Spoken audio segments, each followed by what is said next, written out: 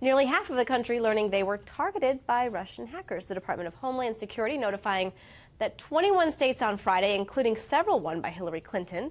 Here to talk more about that, and of course the latest on the Russia probe, is Josh Gerstein from Politico. Thank you so much for joining us, Josh. Hey, Elizabeth, good to be here. As we talked about, I don't even really know where to begin. We heard this news last night that 21 states, if I'm, the correct wording would say that they were tampered with during the election. Can you elaborate a little bit more on that, and is that something we should be worried about? Well, it's really not so much a question of whether the election results were tampered with, but whether there was some effort to do something in connection with their election systems.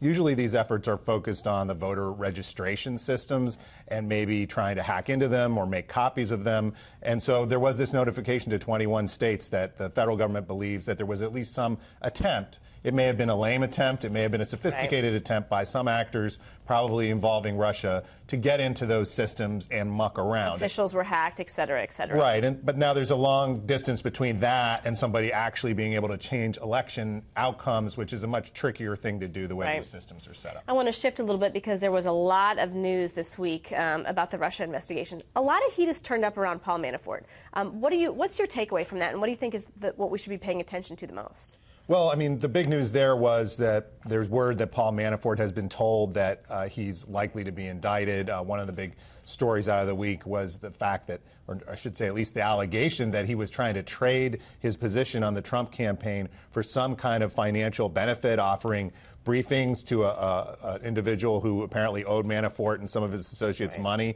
If he was able to give them information about the Trump campaign, maybe they would pay up on some of their debts. I mean, you can be sure that that's something that Mueller's investigative team, the special counsel Robert Mueller, is looking at very closely. Although it's worth pointing out, it's not really clear whether something like that is illegal. You're not a public official when you're working on a campaign. That's what I was going to ask you. Is it unsavory or is it criminal?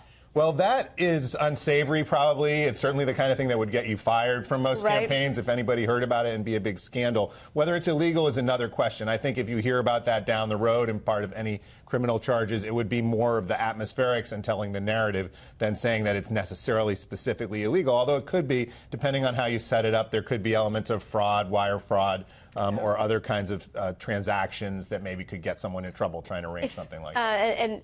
Sort of a sidebar here, but if you looked up at your screen, you probably saw a photo of Mark Zuckerberg this week. Facebook was also in the news when it comes to the Russian investigation and ad buying. Was that a big surprise to you? Well, I mean, what that shows me is that the Facebook people have sort of made an about face here. They initially were saying, oh, we can't share these ads, especially with Congress. Maybe we can't give them to the special prosecutor unless he has a certain type of warrant. These are private customer information, these ads. And when Mark Zuckerberg returned from maternity leave, from paternity leave, I should say, he was pretty clear that he had made a decision to go in a different direction, to show a more cooperative attitude, and I think to try to ingratiate himself to investigators and the American public as this investigation goes forward. Well, Josh, there's so much to sort through. We appreciate you joining us. I'm sure we're going to have you back because it's only going to get more heated, if you will, and we're learning more every week. I know you were at the courthouse this week, so we'll have you back. Thank you so much. Happy to be here. Appreciate it.